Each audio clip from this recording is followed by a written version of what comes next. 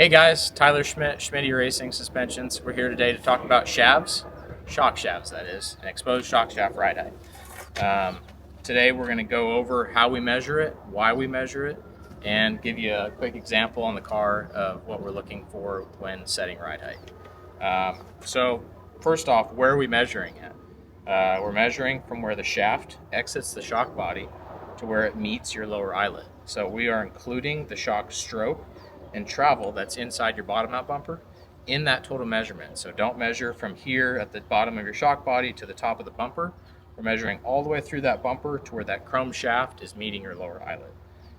That measurement we're giving you is going to be included in all of our install instruction sheets that we custom make to each order. What is that measurement, or what is described by it? What does it stand for? So we are coming to that measurement by a percentage of your total shock travel. So typically on most vehicles, we're targeting around a 65 to 70% ride sag, which is putting that 65 to 70% of your travel exterior of the shock at ride height, and then the balance of that shock travel inside of the shock. So as you can see right here, this car has been settled out. This is the correct ride sag of what we're targeting for on this car.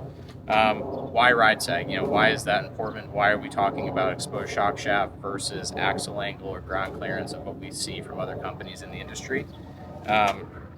Being we're a shock tuning company, we're really critical about where our piston is at in the shock. So we want to have enough up travel to be able to absorb bumps, but also yet still enough down travel so that when your tire droops out, your tire can fall into the hole and not have to have your car tracking with the terrain. So especially on position sensitive shocks like a internal bypass shock here, this is off of a Pro R.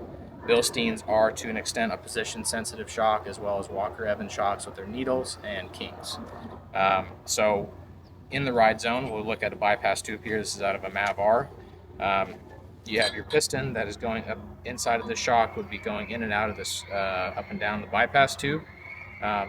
We want your piston in here in the correct ride zone so that you have enough bump zone at the top, but yet your piston is functioning for the most part of your shock travel inside of this bypass zone, which is what gives you that plush, comfortable ride.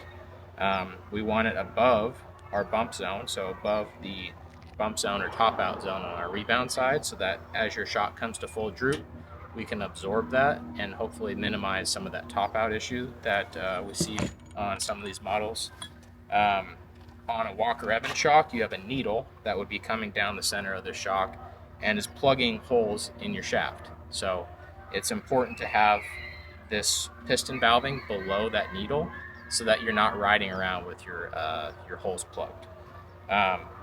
When we're setting that, again, we're always going to have it with the car at ride height. So if you've gotten shocks back from us, or you install the spring kit, put them on the car, go run it up and down the street, come to a nice easy rolling stop, and then you're going to take your tape measure.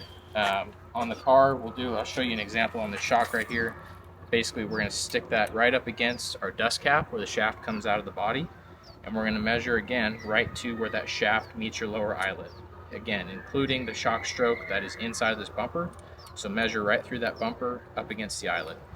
It doesn't matter what model it is, we're going to use the same type of measuring philosophy of how we're setting that and measuring it.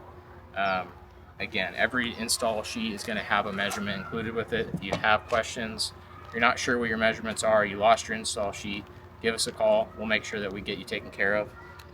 But it's really critical and important that you have your ride zone set up correctly so that you can get the best ride quality out of your vehicle and not have issues with a vehicle that's standing too tall or too low.